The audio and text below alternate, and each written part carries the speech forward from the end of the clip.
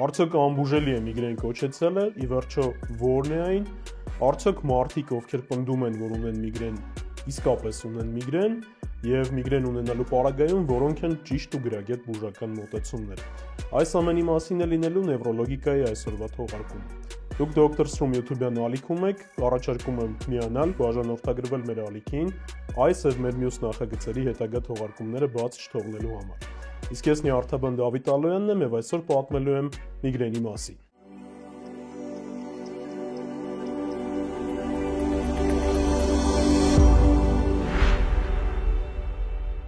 Հավանաբար շատերից եք լսել կամ միգուցե դուք ինքներդ այն մարդկանցից եք, ովքեր պնդում են, որ ունեն անբուժելի միգրեն։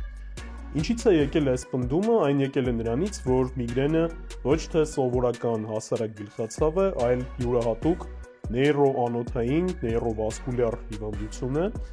որը առաջացնում է հենց բնորոշ վատ գլխացավերը, որոնք կարող են այն աստիճան ուժեղ լինել, որ մարդուց խլեն ոչ միայն իր աշխատունակությունը, այլ անգամ այդ պահին ապրելու ցանկությունը։ Միգրենի մասին թյուր պատկերացումները, սխալ բժշկական մոտեցումները իրականում լի են, եւ պետք է հասկանանք նախ եւ առաջ, թե որն է հենց միգրեն կոչվածը, որովհետեւ սխալների առաջին մասը գալիս է հենց նրանից, որ մի շարք գլխացավեր, որոնք ունեն միգրենին որոշ նշաններ, որակվում են որպես միգրեն, իսկ այն ծանր բուժում ունեցող հիվանդություն է, թեև բուժվող հիվանդություն է, սակայն շատ թեթև գլխացավեր հաճախ որակվելով որպես միգրեն, առաջին հերթին խլում են բուժառուի մոտ բուժվելու մոտիվացիան եւ ախտորոշման թերացումների հետևանքով լինում է միգրենի մասին սխալ պատկերացումների եւս մեկ աճ։ Սովորաբար պնդում են, որ միգրենը միակողմանի գլխացավ է, իրականում միգրենին բնորոշ է միակողմանիությունը նաև միգրենի ախտորոշման չափանիշներից մեկն է հանդիսանում,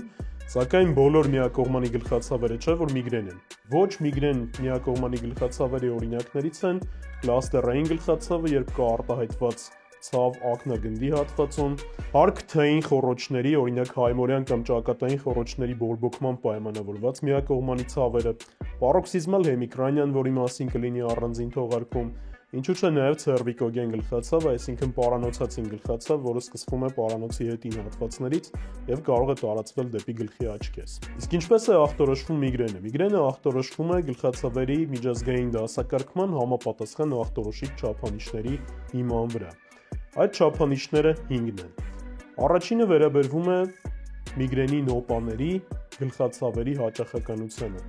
Մարդ պետք է առնվազն 5 անգամ ունենա նմանատիպ գլխացավ, որպեսզի դասակարգվի, ախտորոշվի միգրեն։ Երկրորդ չափանիշը վերաբերում է ցավի տևականությանը։ Ցավը առանց համապատասխան դեղորայքի ընդունման պետք է տևի առնվազն 4 ժամ եւ կարող է շարունակվել մինչեւ 72 ժամ։ Երրորդ ախտորոշիչ չափանիշը անդրադառնում է ցավի տեսակին։ Այս չափանիշն առանձնացնում է 4 կետ, որոնցից առնվազն 2-ը պետք է լինեն, որպեսզի գլխացավը ախտորոշվի միգրեն։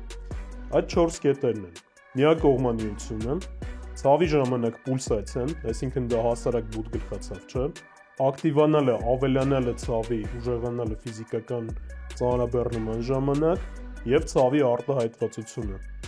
Միջինից բարձր ինտենսիվության ուժեղության գլխացավ։ 4-րդ ախտորոշիչ չափանիշը վերաբերվում է ցավին ուղեկցող երևույթներին։ Պետք է լինի երկու երևույթներից առնվազն մեկը՝ սրտխառնոց կամ փսխում, եւ երկրորդը լուսավախություն կամ ձայնավախություն, այսինքն լույսի կամ ձայնի ազդեցությամբ գլխացավի ուժեղ սկիզբ կամ գլխացավի ընթացքում առանձնակի ուժեղացում։ Եվ 5-րդ ախտորոշիչ չափանիշը ամենահետաքրքիրն է, այն սահմանում է, որ պետք է բացառված լինեն հնարավոր այլ պատճառները։ Ինչ է սա նշանակում։ Սա նշանակում է, որ միգրենը առաջնային գլխացավ է, այսինքն այն կապված չէ գլխուղեղում որևէ տեղակայման ուռուցքի, որևէ այլ բնույթի անոթային խնդրի հետ, եւ միակողմանի գլխացավը կարող է ունենալ միգրենի բոլոր նշանները, համապատասխանել նախորդ նշված բոլոր 4 ախտորոշիչ չափանիշներին, բայց եթե օրինակ գլխուղեղի աջ կիսագնդում կա որևիցե ծավալային գոյացություն, օրինակ ուռուցք եւ առաջանում են այսպիսի ցավեր, ապա այդ դեպքում դա միգրեն չէ, այլ երկրորդային գլխացավ է։ Հասկացանք ախտորոշումը, պատկերացրինք, թե ինչպես է ախտորոշվում միգրենը,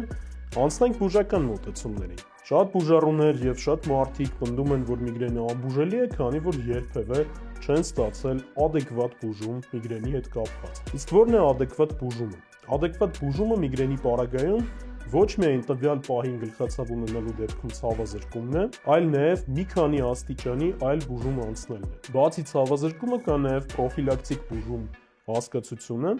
այսինքն կանխարգելում ցավային օպաների առաջացման եւ միգրենի դեպքում հենց պրոֆիլակտիկ բուժումն է ամենակարևորը։ Քանի որ ճիշտ ընտրված դեղորայքի դեպքում հնարավորություն է առաջանում կանխարգելել գլխացավերի առաջացումը, հնարավորություն է առաջանում փչացնել ամսվա ընթացքում ցավային օրերի քանակը, ինչպես նաև անգամ ցավ ունենալու պարագայում այդ ցավը ցավազրկող բուժման համար դարձնել առավել կառավարելի։ Եվ բացի ցավազրկող ու պրոֆիլակտիկ բուժումները, կա նաև միգրենի դեպքում ապրելակերպի փոփոխությունների անհրաժեշտությունը, դա երբեք չպետք է թերագնահատել,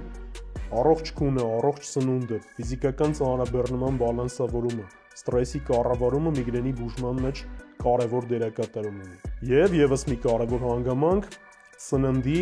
եւ ըմպելիքների հետ կապված տրիգերների վերացումը։ Ինչ է տրիգերը։ Տրիգերը դա այն գործոնն է, որի ազդեցությամբ գլխացավը կարող է հարուցվել կամ ուժեղանալ։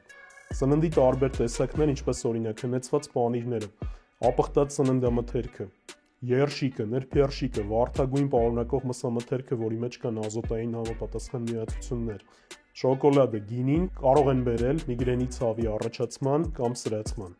Հայաստանում ամենաշատ թերությունները կապված են պրոֆիլակտիկ բուժման հետ։ Շատ եմ հանդիպել դեպքերի, երբ գալիս են բուժառուներ, ովքեր ամիսներ շարունակ ստացել են բուժումներ կամ դիմել են մի քանի տարբեր մասնագետների եւ նրանց երբեք նշանակված չեն եղել այն դեղերը, որոնք նախատեսված են միգրենի պրոֆիլակտիկայի համար։ Այդ դեղերի ցանկը սահմանափակ է, այստեղ պետք չէ մեծ հայտնագործություններ անել կամ հեղինակային սխեմաներ մտածել վիտամինների, հավելումների կամ տարբեր դեղերի հետ կապված, որոնք ուղեցույցից դուրս են։ Որոնք են այն դեղերը, որոնք կիրառվում են միգրենի պրոֆիլակտիկայի համար։ Առաջին հերթին դրանք անցյալից հնուց դեռևս հայտնի եւ փորձված դասական միջոցներն են։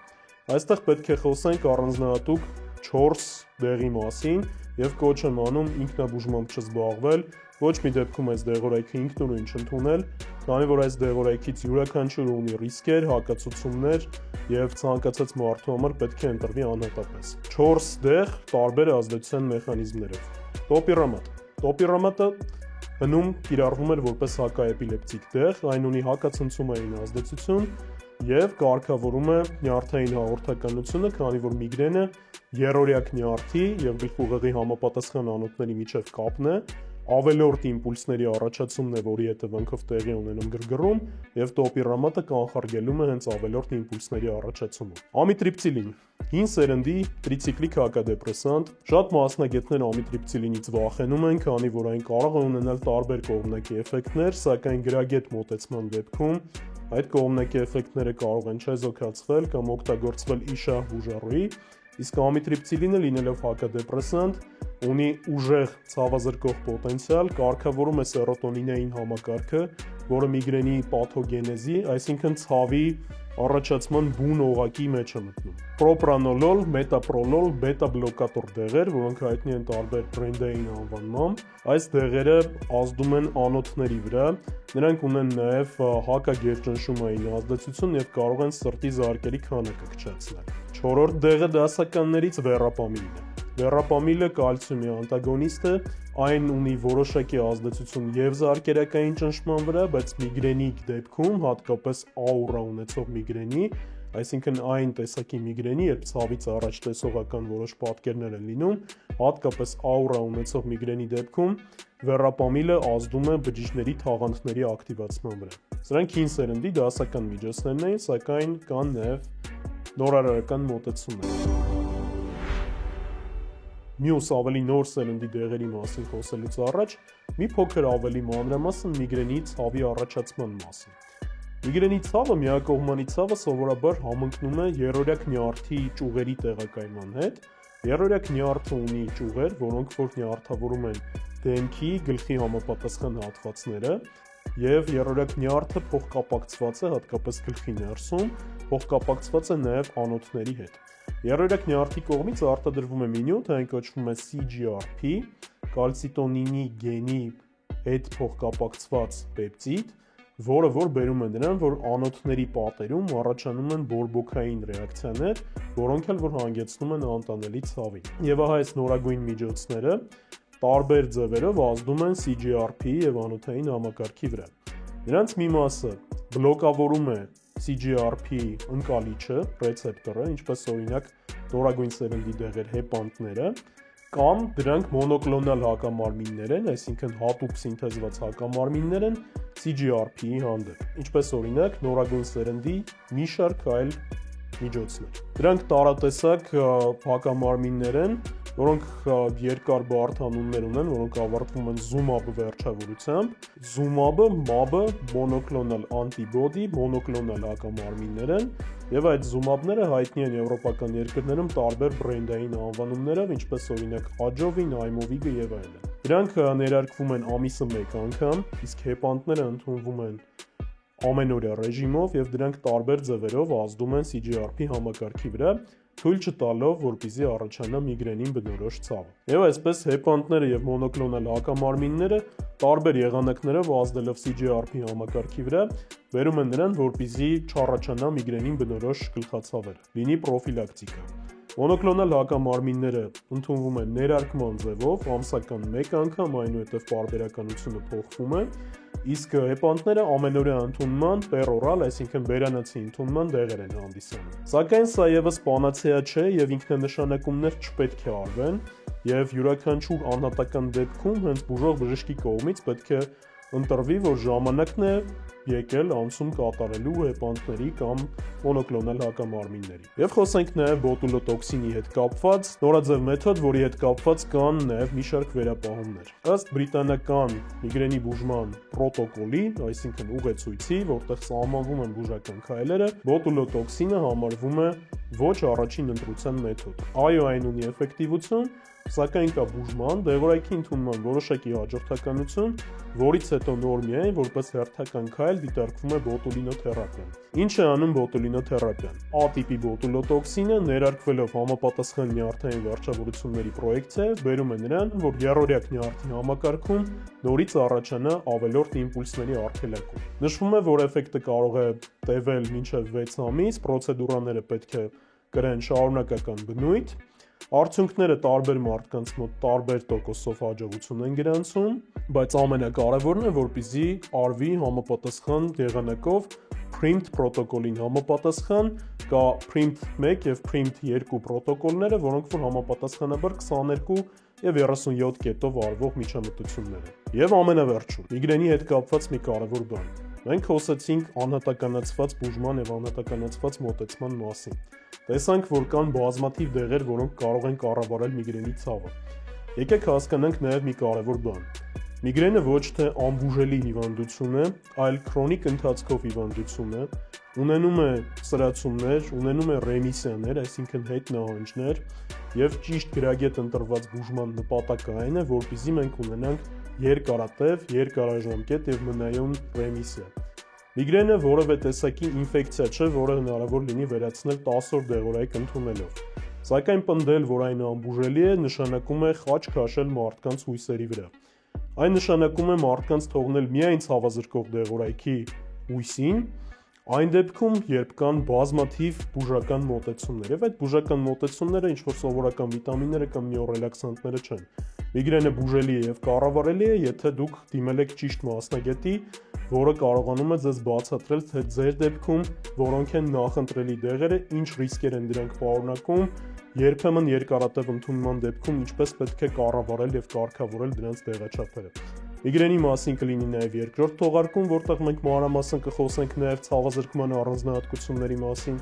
Իսկ այսօրվա համար այսքանը, մի մոռացեք միանալ Dr. Strom YouTube անալիքին, նևրոլոգիկայի եւ մեր մյուս նախագծերի հետագա թողարկումները բաց չթողնելու համար։ Ձեզ հետ բժիշկ Ալոյանն էր, կհանդիպենք։